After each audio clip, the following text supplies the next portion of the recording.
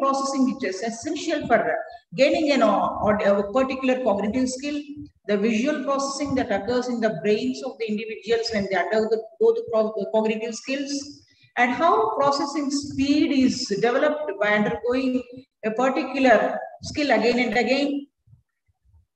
And also, we said that attention is important for learning a skill. And we said that the importance of cognitive skills lies in the fact that they help the individual to go to process all the difficult situations in life and also become a healthy individual who can try to overcome the different aspects of life and become a very healthy, successful individual.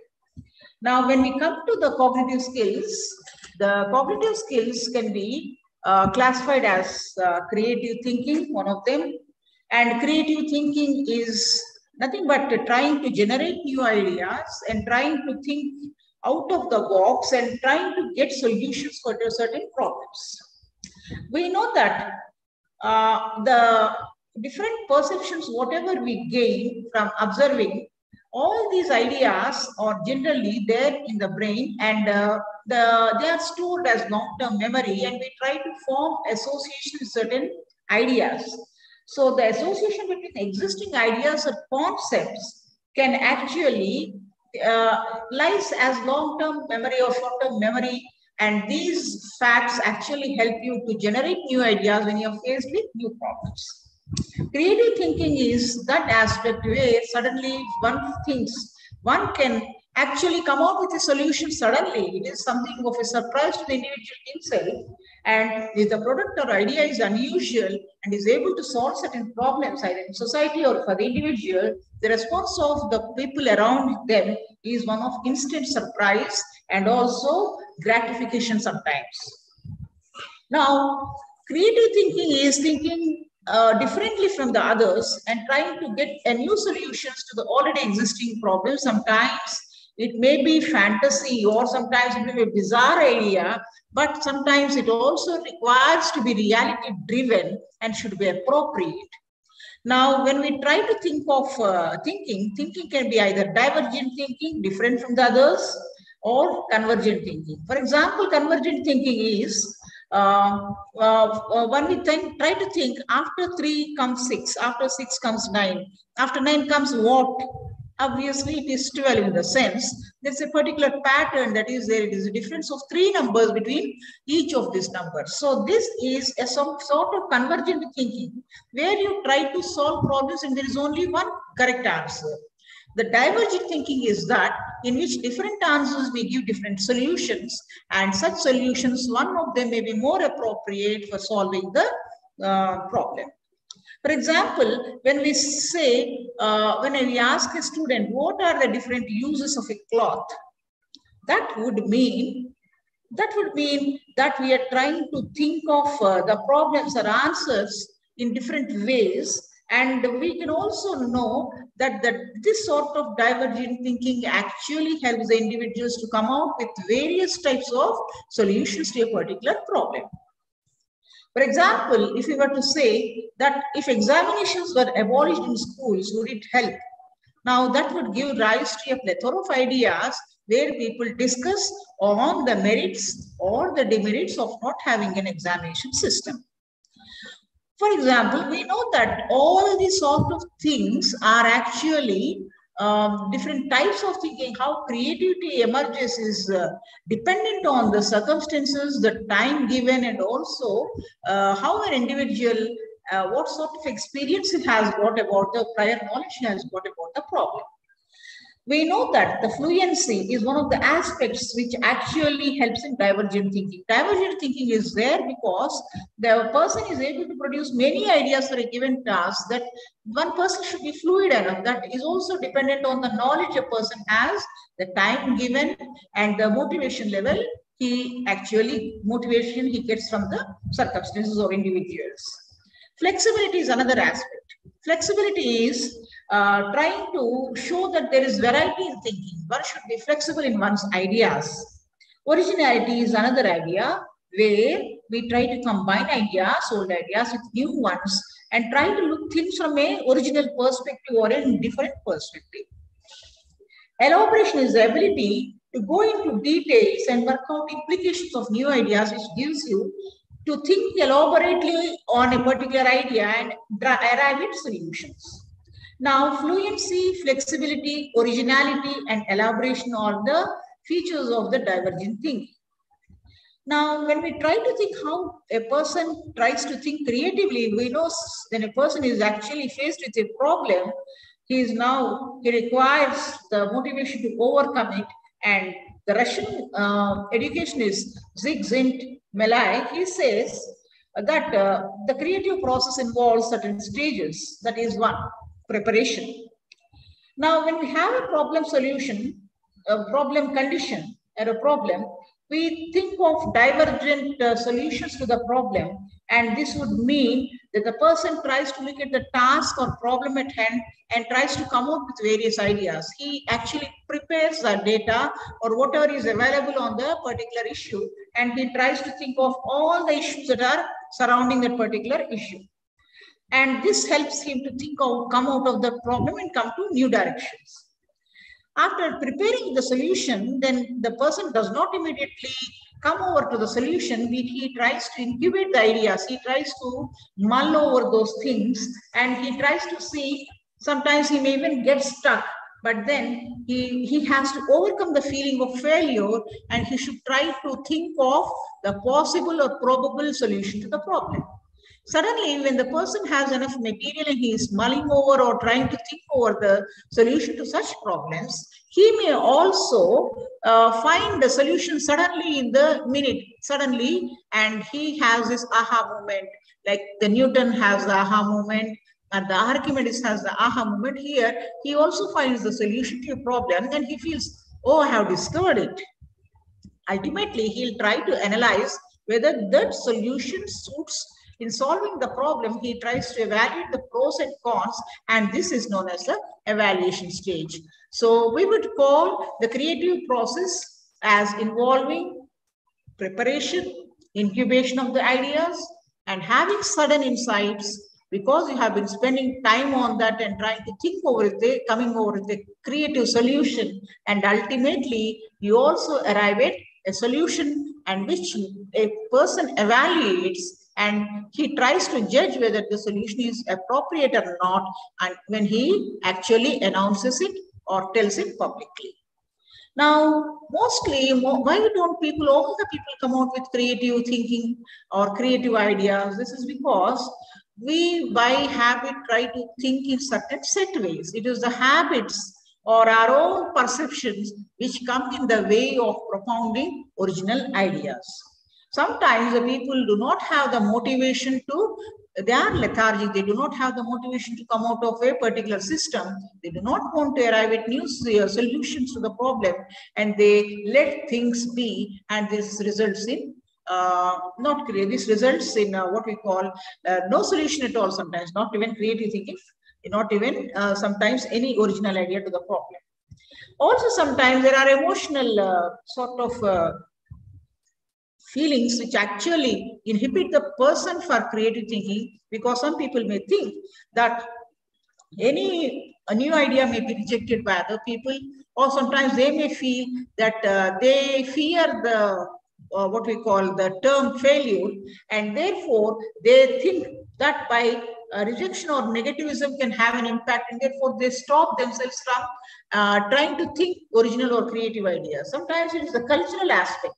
Sometimes we have the social pressures or cultural tendencies to actually withhold the person and ask him to think in the possible ways and not try out new solutions, because this is due to the fact that being different is not culturally accepted sometimes.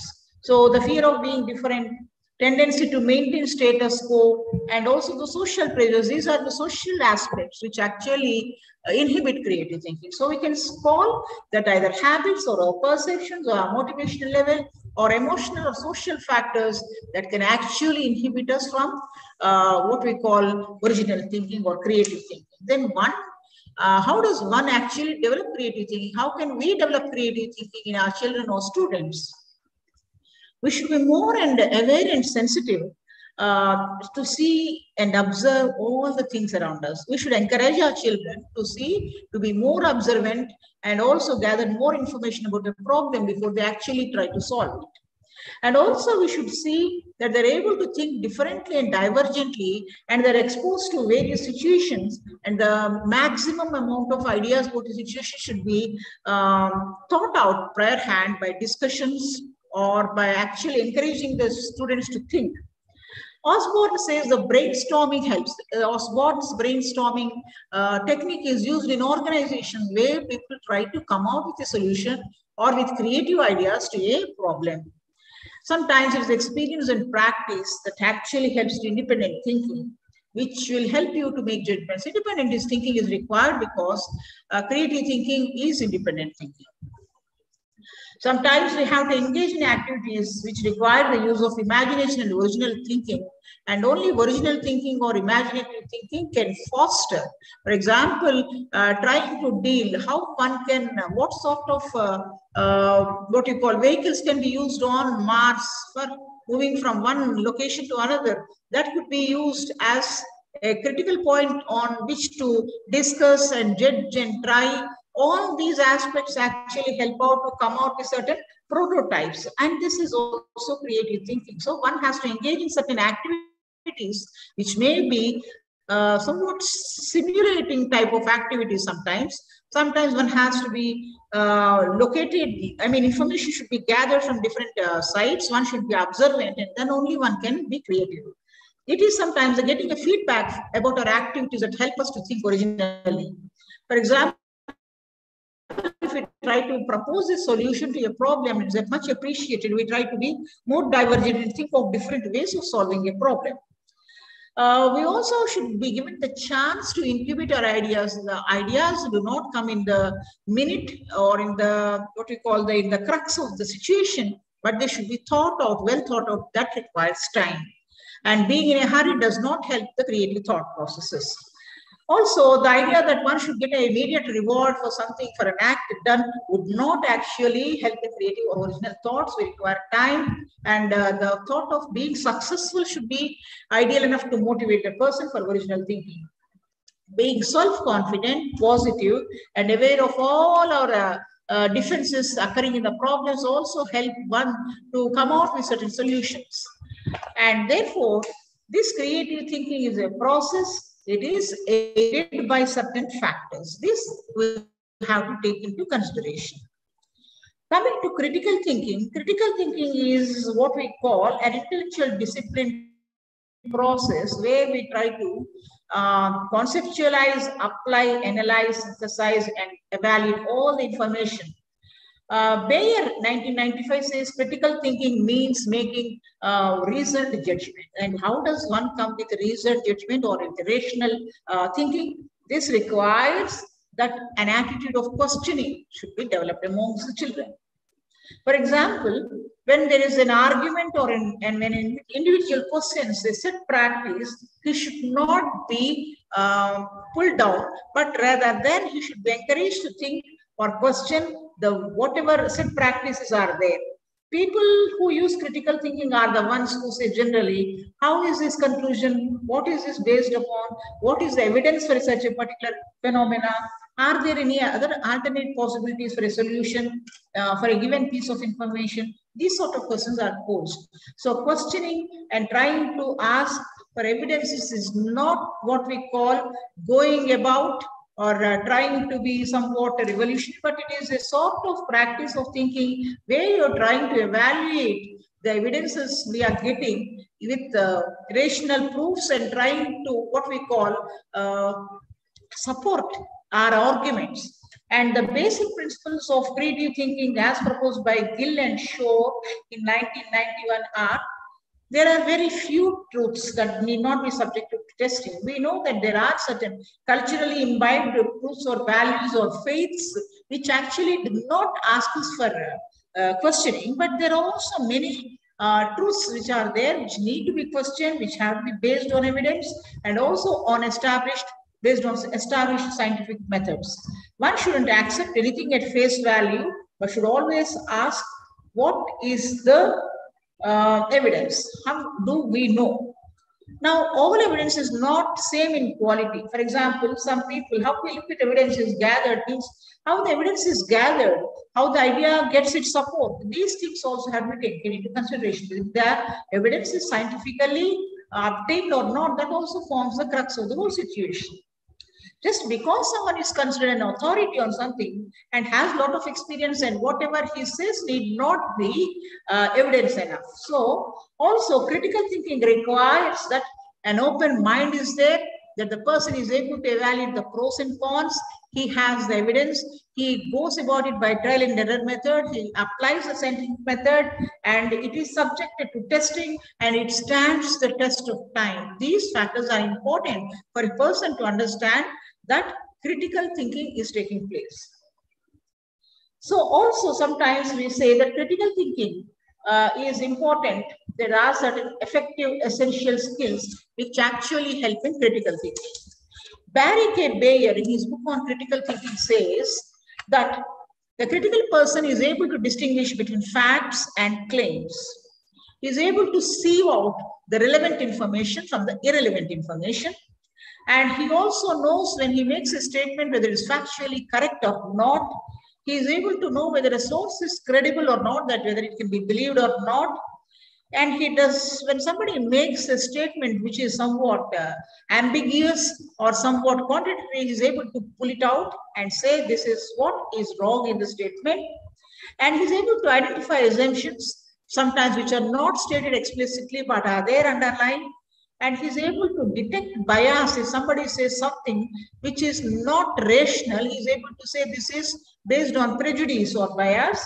He's able to identify logical inconsistencies. For all purposes, some arguments may look logical, but all the logic, behind the logic, in between the steps, there may be certain inconsistencies which may not actually be the whole truth.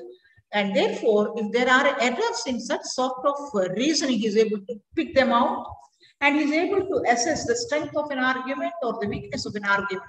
So critical thinking person has the ability to discuss what we call distinguish the wheat from the husk, and he is able to find out what is real or what is truth on the basis of certain evidences or scientific methods. Now, besides critical thinking and also creative thinking, we have another aspect, that is problem solving. We have multiple problems which we face in our day-to-day life, not only at home, also in organizations, also in the labs. And problem solving is the effort to develop or choose among the various responses the ideal solutions in order to obtain the desired goals. We know that there are problems always, and we have a complex mathematical problem to solve sometimes. And also sometimes we have to fix a broken piece or fix our car or motorcycle. And all these actually require solutions, and problem solving method actually has certain steps. Now, when we actually come up with a problem, we have to identify the problem. The problem identification is a skill itself. We have to see what are the issues, what are the obstacles, why did the problem arise, what goals have to be achieved. For example, if we have a problem with a car, we have to understand, is it the problem with ignition? Is it lack of fuel? So we try to analyze all the factors until we identify the problem. Once we identify the problem, we try to formulate potential solutions to the problem. We come and try to arrive at solutions which may actually try to solve the problem.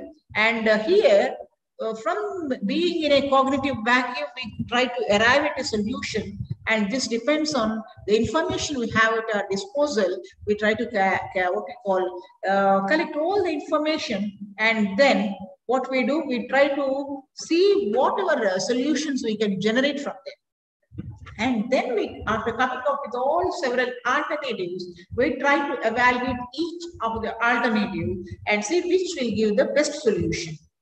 So the last step will be trying the potential solution which we think is the best and being successful in it. So I would say again that the steps of the problem solving would be the identification of the problem, formulating potential solutions, and evaluating each alternatives, which it may take some time, and then coming out or trying out the potential solution based on which we can find some success.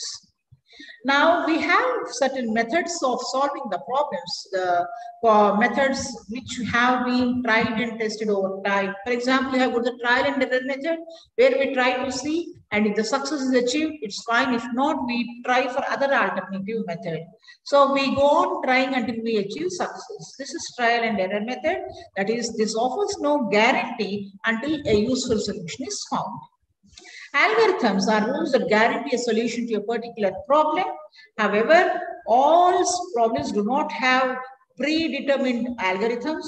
So then application of the earlier solution may not be possible in the present solution, and the set of rules which have worked earlier in the earlier situation may not be found useful for solving a problem in the current situation, and therefore here instead of relying on algorithms or set rules, we may have to have the heuristics, that is strategies involved in prior ones or the ones which you have used in the past, and trying to study what is the means and what is the ends, and how do we solve the problem or the ends by the means and analysis. All these things, the heuristics are the way of thinking about solving the different strategies with which one can affect a problem and find a solution. So besides trial and error method, the algorithms are having that prior to set rules or norms or heuristics where we try to think out. We also can go by analogy, that is comparing our problems with the previous problems and finding out if the solutions of the earlier times would also be helpful in the present situation. Now, all these are the different ways or methods for solving the problems. Sometimes we do find obstacles, that is the mental set. Are we capable of looking at the problem? Are we mentally ready to solve the problem? Or are we have the mental setup to have consider the different alternatives or the mental steps? That mental setup is sometimes if the mental setup is not correct, then it would not help in the problem solving. Sometimes we have the functional fixedness, that there are only fixed rules for solving a problem, which may not be always the truth. Sometimes we may require additional information as well as additional or new solutions to the old problems. Sometimes people are not motivated enough, and when they are faced with the problems, they try to shy away or run away from the problem, thinking that it is not in their hands and it is no use, because these circumstances occur because the people are less motivated.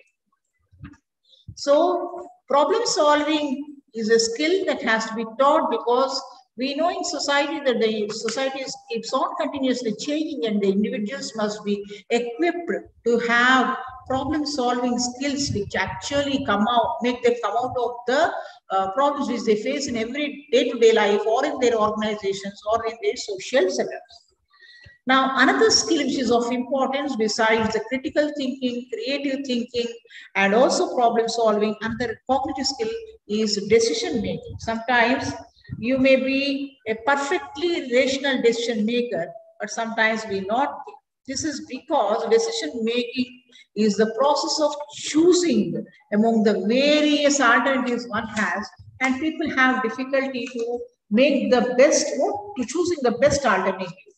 Now, what are the different factors influencing decision making?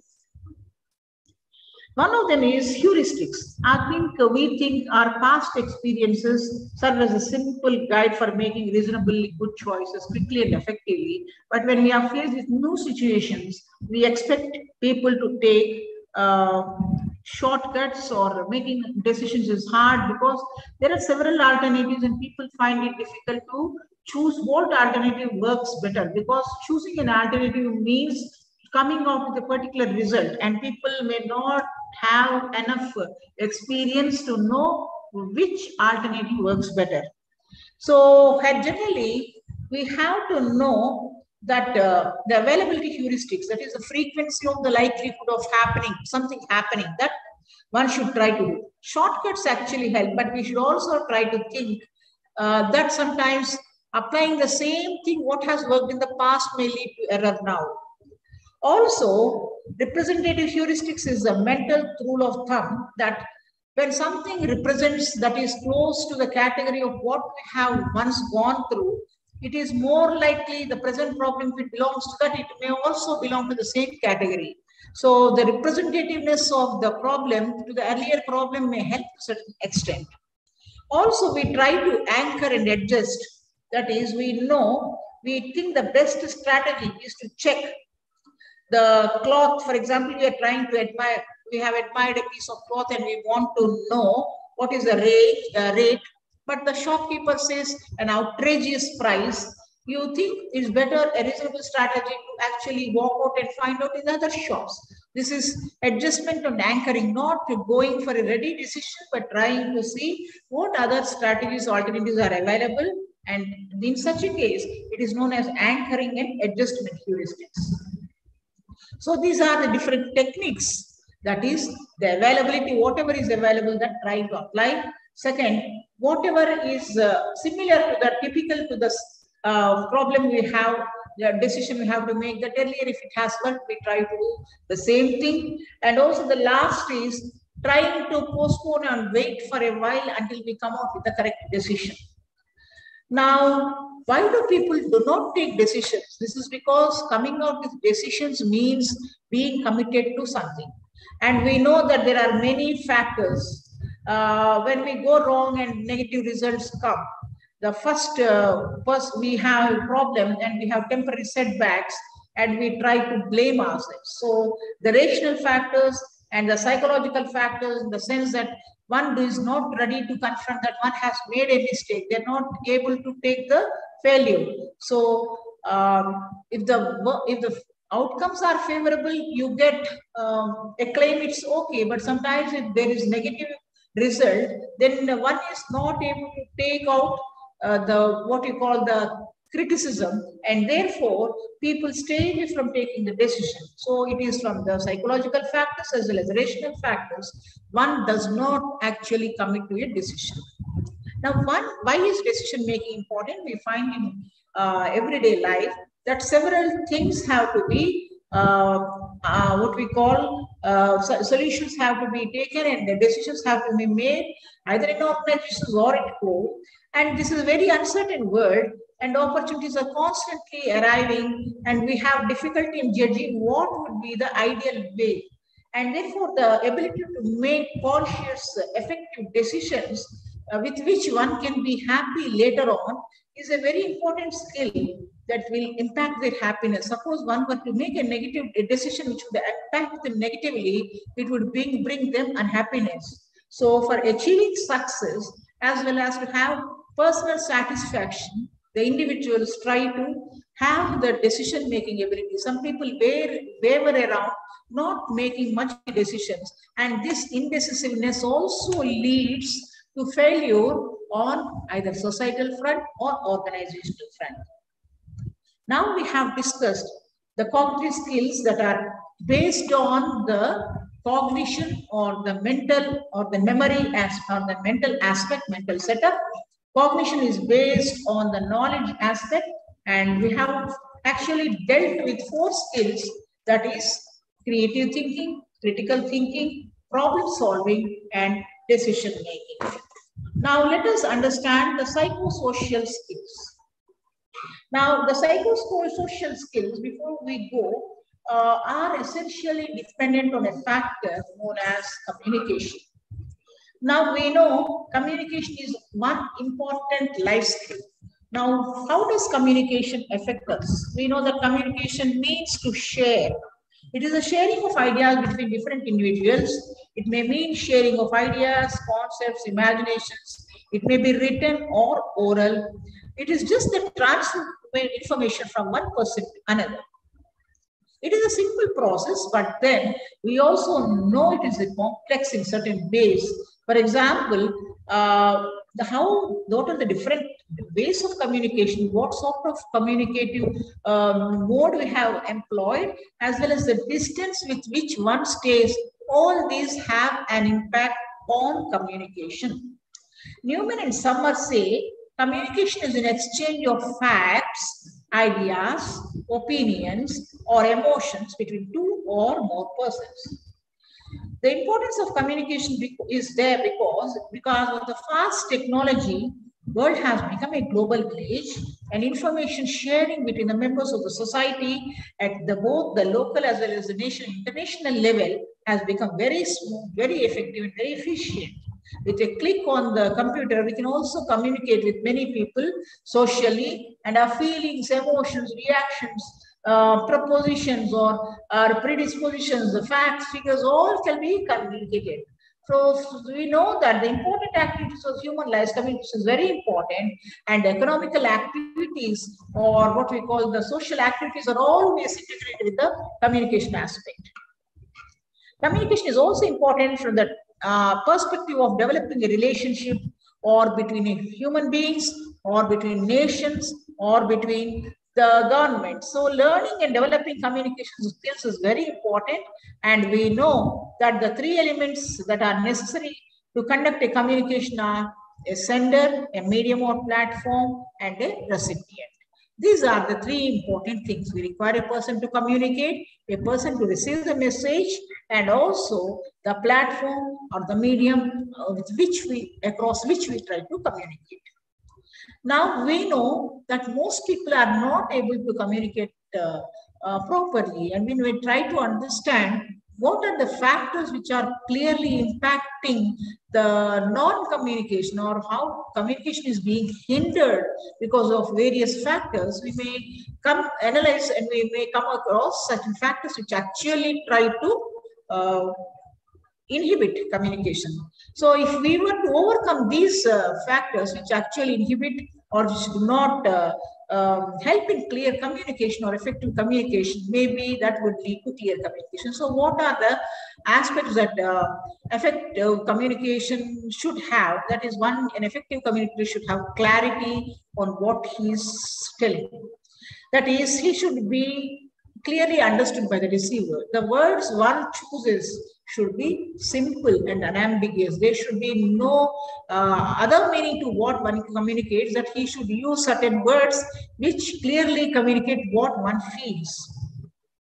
The language, it should be clear enough and it should not create more confusion or more misunderstanding.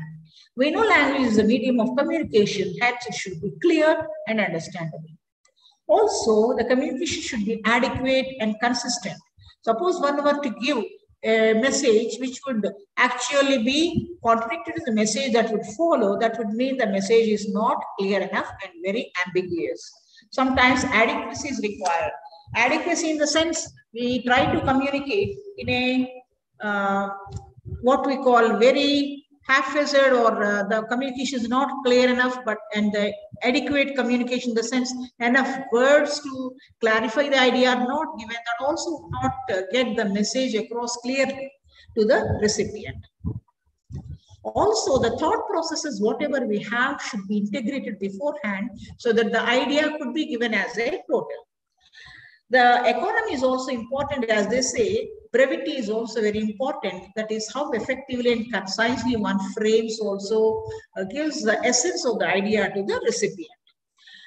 Feedback is another aspect. As soon as a message is sent to the recipient, the feedback a person gets or the sender gets helps him to actually clarify his message, or talk about the consistencies or remove the inconsistencies, and again get the message very clearly. So feedback is also important and essential in the sense that for the oral types of information, the feedback is immediately available, but for information which is sent through written form or through mass media, the feedback takes some time.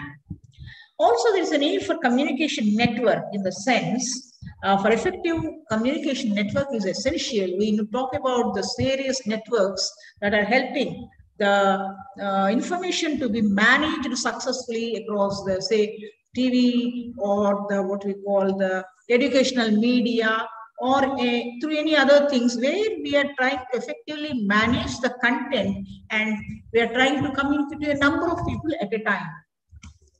Attention is another factor.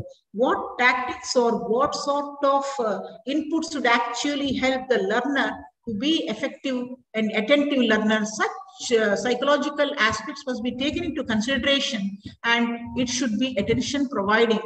the more communicative the person is, the more attentive it makes a person, the more effective the communication is.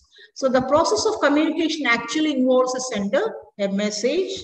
The message is encoded in words or graphs or say messages, or it can be in pictures, and it is passed through a media which is transmitted either orally or in writing. Or nowadays the medium of communication includes internet, what we call fax, email, post, all. And once the recipient receives the message, he tries to decode and understand what the sender was trying to communicate with him.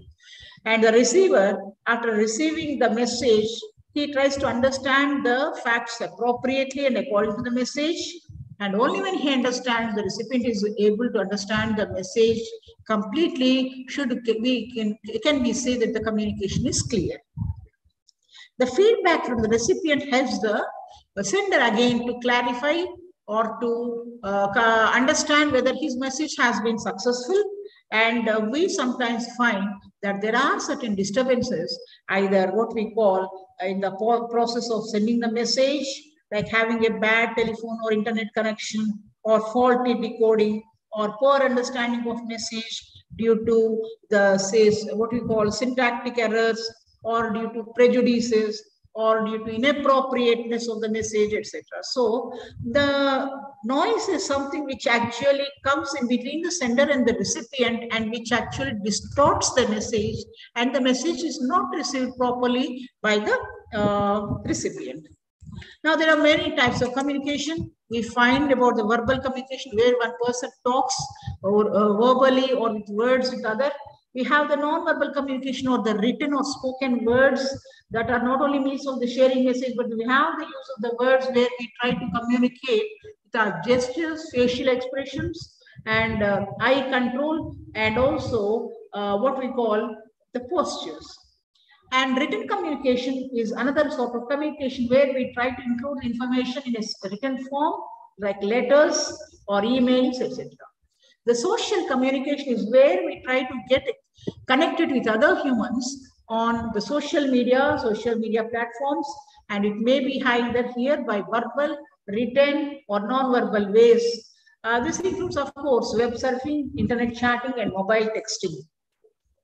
Based on how you communicate in the settings, based on the settings, we can what we call make communication either formal or informal.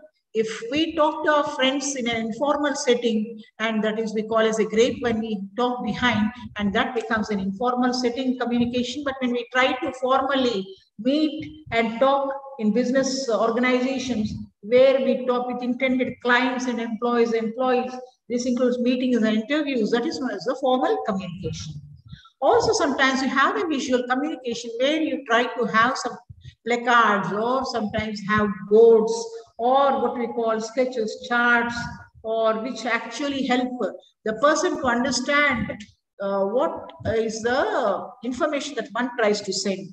So we have the picture boards or other boards where the information is presented, the billboards, and here we can understand that what information is being trying to be sent to us. So this too is a sort of communication. So we can say communication can be either verbal, non-verbal, or written, and also it can be social, or in the settings it can take in social settings, that is on the social media, or it can be formal or informal, and sometimes people also communicate visually.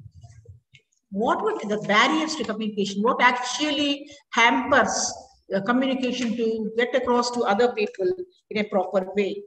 We have the semantic barriers, that is the problem with your choice of your words, using wrong words, faulty translations, and different interpretations, using a word which is having different meanings. All these can actually be a barrier to communication. There are, of course, certain psychological problems. A person who is very worried enough does not communicate effectively. Also, there are organizational barriers where certain organizations, because of their what we call the tendency in the organization to have authority relationships, or there are set rigid rules. Actually, they do not help in effective communication between the employees and the employees. Sometimes it is the personal barriers that the persons may, of both sender and receiver, which are in there, the personality may actually become a barrier in communication. And sometimes it's the attitudinal barriers. That is, with factors like lack of consultation with the employers or employees, or personality conflicts between individuals, or the ego problems, or people trying to delay or refusing to communicate, and the personal attitudes of the people on certain issues. All these may hamper the communication. So we would say that there are problems related with language or grammar, semantic barriers, and there are psychological barriers in the sense the person cannot effectively communicate because he has been hampered by his own understanding or the state of the minds. And there are organizational or the external factors, and there are personal barriers where a person is not in a position to send due to his constraints, which may be either physical or mental. And then there are attitudinal barriers which actually inhibit a person from communicating effectively. Coming to the other aspects, besides the communication skills, what are the other social skills that are required? We can say that self-awareness is a fact. Self-awareness is understanding about one's own interests, one's own attitudes, one's own weaknesses and strengths and defects, and also one's beliefs, ideals, and what one feels, how does one respond to a particular situation, reactions, one's own attitudes, emotions, motivations. All this become the self-awareness. And it also tells us to understand how we are perceived by others. So when we are trying to understand and how we are perceived by others, we also know that how we are being perceived is a part of our character, and we understand all the shades of our character too. So we are able to overcome personality defects to a certain extent. The importance of self-awareness lies in the fact that if we are aware of how we are, it is also possible to understand other persons. Also, we become more proactive, we are more accepting, and also we try to have positive self-development images. Now, having a positive self-development image and knowing about ourselves helps us to practice self-control in situations, and also this boosts the self-esteem. And understanding of oneself rationally helps you in better decision making, and also having better communication skills, and trying to be positive in our relationships with others. So one should be able to realistically evaluate oneself and also the situation, and this will help you to overcome certain problems and also be a successful person, and also be rational enough about your own limitations. Now, how does one increase one's self-awareness? That is, one has to observe oneself, one has to introspect, one has to spend time. How one should see how one reacts to certain particular situations. For example, one finds insecurity, fear, or anger, how one tries to deal with it in different situations. Or why do we get particular emotions in the first place? So trying to understand ourselves and perceive ourselves in different situations so that we get an awareness of our own self, it is known as metacognition, trying to understand about how we think and how we act. This is awareness of one's own thought processes. Also, besides observing oneself, one should also practice mindfulness and meditation. Now, mindfulness is being in the present and paying attention to our own selves and our own surroundings in a particular time. And also, this means that we are not lost in daydreaming, or what we call hypothesizing, or ruminating about certain things, but trying to be in the situation in the present context.